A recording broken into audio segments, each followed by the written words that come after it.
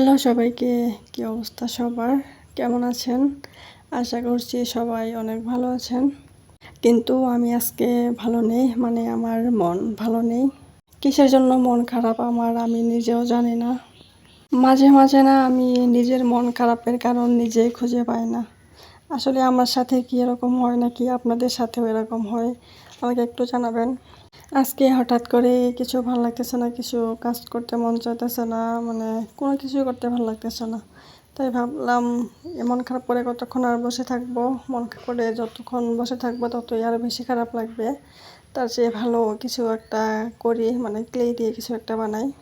অনেক দিন থেকে ক্লে দিয়ে কোনো কিছু বানানো হয় না, তাই আজকে আমার মাথায় কিছু আসতেছে না, আমি কি বানাবো না বানাবো জানি না।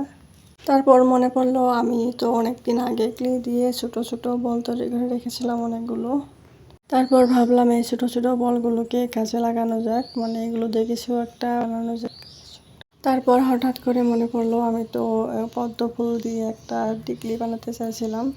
আসলে আমি যে টিকলিটা বানাতে চাইছিলাম ওই টিকলিটা বানাতে মোল্ডেড ক্লে লাগে, সুপার ক্লে দিয়ে খুব একটা সুন্দর হয় না।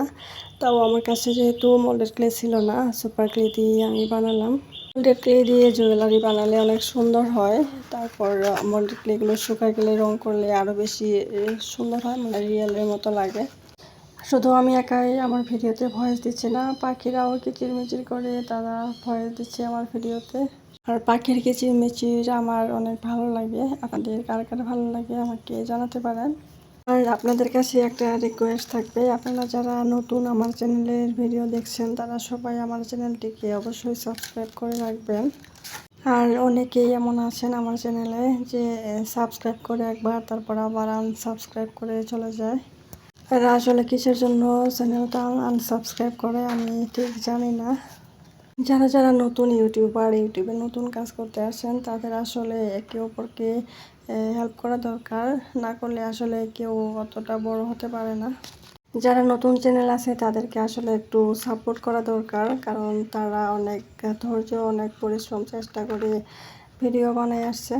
আমরা যতটা পারি তাদেরকে সাপোর্ট করার চেষ্টা করব, আর না পারলেও কারো ক্ষতি করব না। আসলে কেউ একদিনেই এত বড় ইউটিউবার হয়ে যায় না, অনেক দিনের চেষ্টা পরিশ্রম ধৈর্য নিয়ে কাজ করতে হয়। যাদের চ্যানেলটা একটু বড় হয়ে যায়, মানে তাদের যে এত দিমাগ বেড়ে যায়, মানে তাদের ধারে কাছেও যাওয়া যায় না, এমন ভাব নেই তারা কখনো ছোট ছিল না।